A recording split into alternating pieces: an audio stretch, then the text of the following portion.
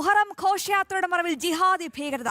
മധ്യപ്രദേശിലാണ് ആഘോഷങ്ങളുടെ പേരിൽ കാർ സ്ഫോടനവും ആയുധ പ്രദർശനവും നടന്നത്.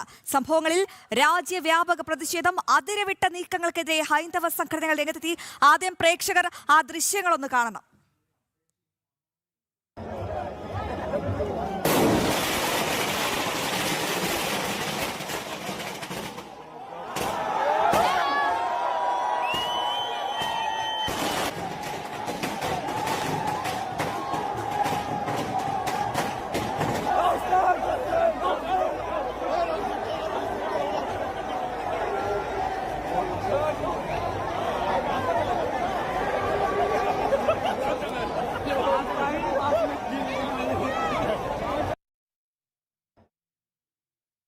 വിവരങ്ങളുമായി ആദർശ് ഡൽഹിയിൽ നിന്നും ചേരുന്നുണ്ട്.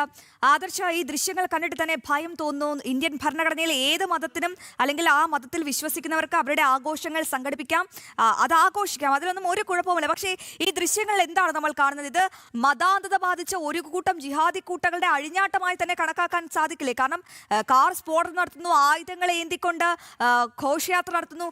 എന്ത് സന്ദേശമാണ് അല്ലെങ്കിൽ എന്ത് ഭീഷണിയാണ് ഇത്തരക്കാർ സമൂഹത്തിൽ ഉയർത്തുന്നത് മുഹറത്തിന്റെ പേരിൽ?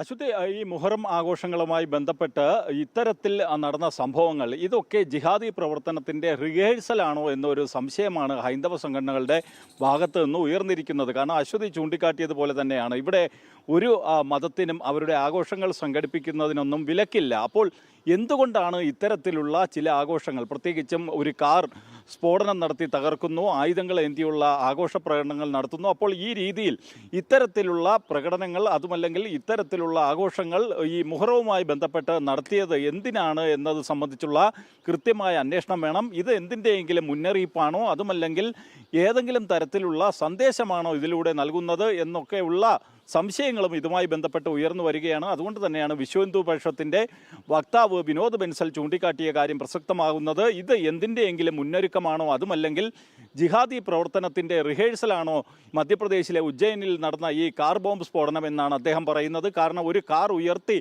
അതിൽ സ്ഫോടനം നടത്തിക്കൊണ്ട് മുഹറം ആഘോഷിക്കുന്നത് അദ്ദേഹം അതിനെ കാർ ബോംബ് സ്ഫോടനം എന്നാണ് വിശേഷിപ്പിച്ചിരിക്കുന്നത്. കാരണം ഇത് ഒരു കാർ പൊട്ടിച്ചുകൊണ്ട് നൽകുന്ന ആ ഒരു സന്ദേശം എന്താണെന്ന് ഇതിൻ്റെ സംഘാടകർക്ക്, അതുമല്ലെങ്കിൽ ഈ ഘോഷയാത്രയിൽ പങ്കെടുത്തവർക്ക്, ഈ ഘോഷയാത്രയിൽ അണിനിരുന്ന ആർക്കും ഇത് സംബന്ധിച്ചുള്ള വിശദീകരണം ഇതുവരെയും വ്യക്തമായി നൽകാൻ കഴിഞ്ഞിട്ടില്ല. മാത്രമല്ല ഉത്തർപ്രദേശ് അടക്കമുള്ള പല സംസ്ഥാനങ്ങളും മുഹറം ആഘോഷങ്ങളുമായി ബന്ധപ്പെട്ട് കർശന നിർദ്ദേശങ്ങൾ നൽകിയിരുന്നു.